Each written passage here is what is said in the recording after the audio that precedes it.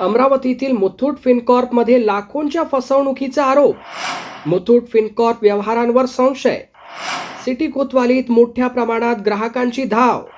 अमरावती शहरातील रेल्वे स्थानक मार्गावरील उस्मानिया मशिदी समोरील मुथूट फिनकॉर्प शाखेत आर्थिक व्यवहारांमध्ये अनियमितता झाल्याचा आरोप करत सुमारे 20 ते 30 ग्राहकांनी सिटी कोतवाली पोलीस ठाण्यात धाव घेत तक्रारी दाखल केल्या आहेत. या प्रकरणात काही कर्मचाऱ्यांनीही फसवणूक झाल्याचा आरोप केला असून संपूर्ण प्रकरणाची पोलिसांकडून सखोल चौकशी सुरू करण्यात आली आहे. ग्राहकांच्या म्हणण्यानुसार त्यांनी या शाखेत सोने गहाण ठेवून कर्ज घेतले होते. कर्जाचे हप्ते भरण्यासाठी शाखेत गेल्यानंतर सर्व्हर डाऊन आहे किंवा इतर कारणे सांगून रक्कम स्वीकारण्यात आली. मात्र अनेकदा अधिकृत पावत्या देण्यात आल्या नाहीत असा आरोप तक्रारदारांनी केला आहे. काही ग्राहकांनी गहाण ठेवलेल्या सोन्याबाबतही गंभीर शंका व्यक्त केली आहे. एका तक्रारदाराने दिलेल्या माहितीनुसार त्याने 44 ग्रॅम सोने गहाण ठेवले होते, मात्र त्याला केवळ 24 ग्रॅम सोन्याचीच पावती देण्यात आली होती. ही तफावत नुकतीच त्यांच्या निदर्शनास आली असून त्याने याबाबत पोलिसांकडे तक्रार दाखल केली आहे. या प्रकरणात कंपनीतील काही कर्मचाऱ्यांनीही आर्थिक फसवणुकीचा आरोप केला आहे. माझं नाव प्रसाद बुगुल, मुथूट फायनान्स बँकचं तक्रार देण्यासाठी आलो होतो.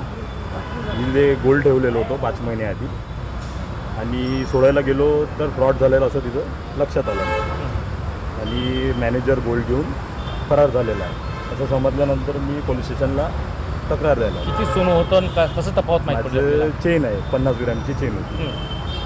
फ्रॉड झाला आपलं कसं, म्हणजे काय आपलं? तिथे 3 दिवसापासून मॅनेजरचा नंबर बंद आहे. मी त्याला फोन करून राहिलो मला सोडायचा आहे, तर तो म्हणे आता होऊ शकत 3-4 दिवसांनी आहे. मग कालपासून त्याचा नंबर बंद आला.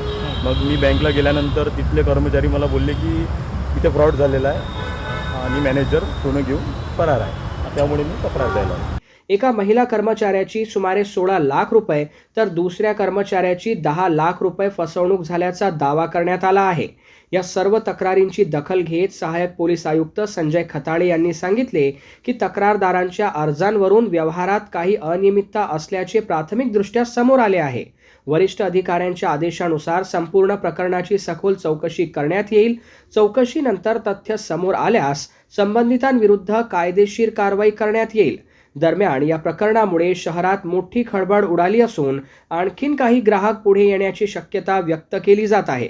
पोलिसांकडून सर्व तक्रारींची पडताळणी सुरू असून चौकशीनंतर पुढील कारवाई केली जाणार आहे. ग्राहकांना त्यांच्या व्यवहाराबद्दल किंवा त्यांच्या ठेवलेल्या वस्तूंबद्दल संशय आला, कुठंतरी त्याच्यात काहीतरी चुकीचं घडतं आहे असं वाटल्यानंतर त्यांनी आज आपल्याकडच्या मुथूट फायनान्स ब्रँचला जाऊन चौकशी केली. चौकशी केल्यानंतर तिथला स्टाफने त्यांना ओढाओढीची उत्तर दिली. त्यांना व्यवस्थित त्यांची माहिती देण्यात आली नाही.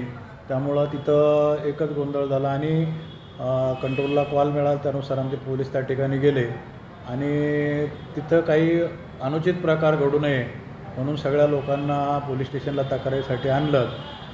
आता या ठिकाणी आल्यानंतर त्यांचं तोंडी त्यांची तक्रार ऐकून घेतलेली आहे. त्यामध्ये त्यांचं व्यवहारामध्ये अनियमितता आहे किंवा त्यांना संशय आहे त्यांच्या ठेवलेल्या वस्तूंबद्दल, दागिन्यांबद्दल कमी जास्त दाखवलं किंवा त्यांचे रकमेबद्दल काही कमी जास्त त्याच्यात त्यांना अनियमितता दिसून आल्या. तर त्यांना माहिती मिळाल्यामुळं त्यांनी त्या ठिकाणी गेले होते. आज पोलीस स्टेशनला आले. मी त्यांची तक्रार ऐकून घेतलेली आहे.